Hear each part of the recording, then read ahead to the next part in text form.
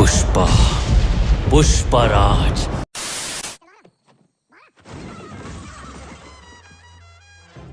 अभी ये पुलिस वाला पुष्पा भैया को बाहर आने के लिए बोल ही रहा होता कि अचानक से वो पुष्पा भैया का गमछा पकड़ता है और उसी गमछे के सहारे से पुष्पा भैया इस पुलिस वाले को इस गेट से उठाकर इस गेट से बाहर निकाल कर फेंक देते हैं। और फिर पुष्पा भैया जब इस ट्रक से बाहर निकलते हैं तब वो पुलिस वाला यहाँ पर पड़ा होता है, लेकिन वो गमछा जिसके सहारे से ये पुलिस वाला अंदर से बाहर आया, ट्रक की बात कर रहा हूँ मैं, वो गमछा पुलिस वाले से इतनी आगे कैसे आ जाता है।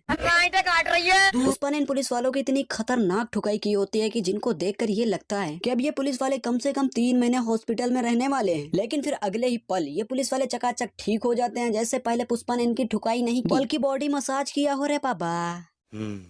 तू सच बोलता है।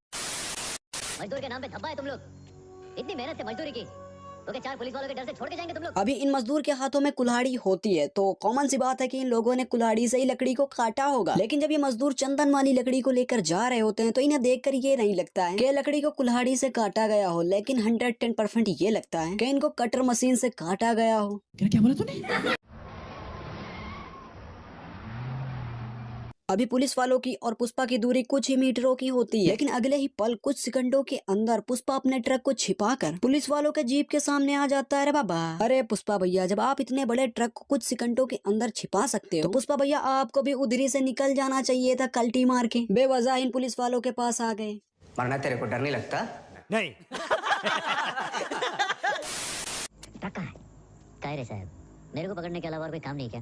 थाने चल के बात करते हैं, टांग नहीं अटेगा रे बैठने का तो भाई। अरे वाह, पुष्पा ने कहा चलो थाने में चल के बात करते हैं। तब ये सारे मामू पुष्पा को जीप में बैठाकर थाने ले जा रहे हैं, जबकि पुष्पा का ट्रक और इन पुलिस वालों के जीप में थोड़ा ही डिफरेंस था। तब तो पुष्पा ने ट्रक को कहीं आसपास ही छुपाया होगा। तो अगर आज इन पुलिस वालों के पास थोड़ा सा भी दिमाग होता तब ये पुलिस वाले थोड़ा सा आगे बढ़ के उस ट्रक को शायद ढूंढ सकते थे। सब क्या देखना पड़ रहा है?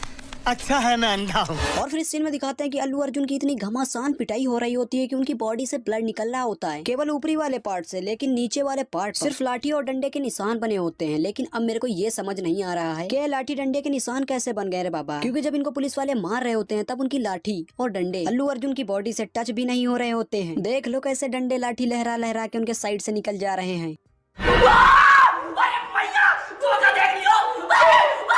ये रहा पुलिस स्टेशन और इस पुलिस स्टेशन से पुष्पा और 2 कांस्टेबल बाइक पर बैठकर आ रहे होते हैं, बल्कि आ गए होते हैं इस रेस्टोरेंट के पास। तो भाई लोग, ये रहा पुलिस स्टेशन और ये रहा रेस्टोरेंट। 6 मीटर की दूरी तय करने के लिए पुलिस वाले पुष्पा को बाइक से लेकर आए। तभी तो मैं इस सीन में ये सोच रहा था कि पुष्पा थाने जाने के लिए इतना मचल क्यों रहा है। भाई लोग, अगर ये फैसिलिटी हर थाने में मिले तो कोई भी बंदा अपने घर आने के लिए नहीं सोचेगा रे बाबा। अरे 1000 में हंसती है तो 5 में पप्पी भी देगी। अरे तेरी 1000 में हंसती है तो 5000 में पप्पी भी देगी। कमाल की बात है, लेकिन अगर 10,000 दे देते तो मैं नहीं बताऊंगा। और फिर इस सीन में एंट्री होती है अल्लू अर्जुन के न्यू लुक और अल्लू अर्जुन के इस लुक पर लोग पार्टी कर रहे होते हैं, वो भी दारू वाली पार्टी करेंगे दारू पार्टी। वेट वेट वेट, मेरे चचा के भतीजे, क्योंकि यहाँ पर सिर्फ दारू की बोतल की पार्टी हो रही है, उसके अंदर दारू नहीं है। क्योंकि अगर बोतल के अंदर दारू होती तो भाई साहब यहाँ पर बोतल से दारू बाहर जरूर, क्योंकि इन भाई साहब ने बोतल को कुछ ज्यादा ही नीचे की तरफ मोड़ दिया है। सब क्या देखना पड़ रहा है? अच्छा है मैं अंधा हूँ। और फिर इस सीन में दिखाते हैं वो नोटे जो आज से कुछ साल पहले मोदी जी द्वारा बैन कर दिए गए थे, वो भी इंडिया में। लेकिन वेट वेट वेट, क्योंकि ये नोटें इंडिया करेंसी में बैन कर दी गई हैं, तो इसका मतलब कि नई नोटें तो आ ही नहीं रही होंगी। तो फिर भाई लोग, जो पहले की इंडिया करेंसी की हजार की नोटें थी उनमें यहाँ पर कोई भी स्लिप नंबर नहीं था, तो फिर ये न्यू स्लिप नंबर इसमें कैसे एडजस्ट करके चिपका दिया गया रे बाबा। मैं नहीं मानता। और फिर इस सीन में जब ये पुलिस कांस्टेबल अल्लू अर्जुन की कनपटी पर ये बंदूक रखता है, तभी अल्लू अर्जुन के सारे टीम के लोग अल्लू अर्जुन को बचाने के लिए आ जाते हैं। और इन्हीं सारे टीमों में से एक बंदा ऐसा भी होता है जिसको चक्कर या कमजोरी की कोई बीमारी होती है, मगर फिर भी ये बंदा अपने उस्ताद को बचाने के लिए खड़ा होता है। लेकिन गाइस, जब ये बंदा खड़ा होता है तब इसकी आंखों में बहुत ही बड़ा नशा होता है जो इसकी बीमारी से रिलेटेड है। आप देख सकते हो इस बंदे की आंखें अपने आप ही बंद हो रही होती है। तू सच बोलता है। पुष्पा, पुष्पराज। अब सरनेम कौन बताएगा? अरे चाचा, क्यों परेशान कर रहे हो पुष्पा को? सरनेम तो पुष्पा ने बता ही दिया। वैसे पुष्पा के बाद जो राज लगा है उसे सरनेम ही बोलते हैं। लगता है चाचा को चंदा लगा के पुलिस की नौकरी मिली है।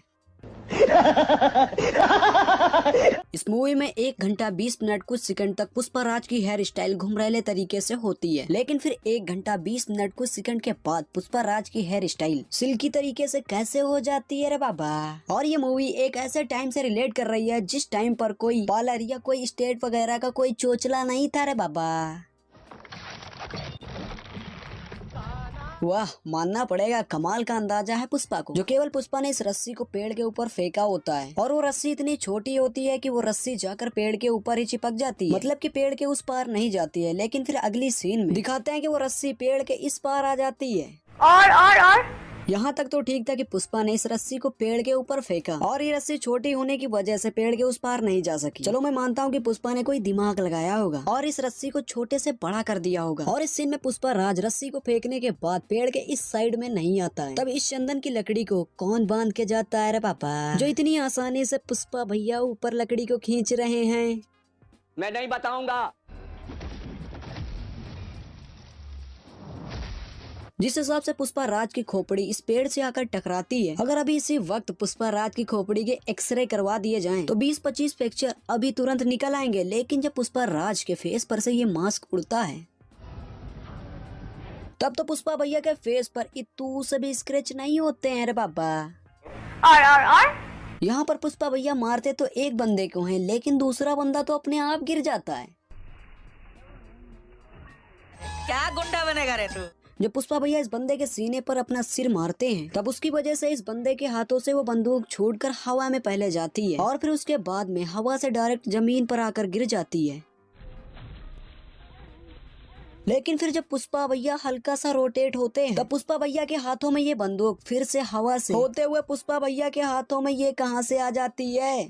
सब क्या देखना पड़ रहा है। अच्छा है मैं अंधा हूँ। इस सीन में पुष्पा भैया जब इस पुलिस वाले को मारते हैं तब ये पुलिस वाला कुछ पल के लिए हवा में होता है और आप इसी पल का फायदा उठाकर देख सकते हो कि इस बाइक की डायरेक्शन कुछ ऐसी होती है। लेकिन जब ये पुलिस वाला अपने पलों को बिताकर हवा से नीचे आता है, आई मीन पुष्पा भैया के कंधों पर, तब उसी के साथ ही बाइक की डायरेक्शन भी चेंज हो जाती है। तू सच बोलता है। को 5000 दे दे, बोल मेरे को पप्पी। इस मूवी की स्क्रिप्ट कॉपी हो या ना हो ये तो मेरे को नहीं पता है, लेकिन गाइस ये डायलॉग 100% कॉपी है। तो सबसे पहले मूवी का डायलॉग सुनते हैं। क्या बोला तूने?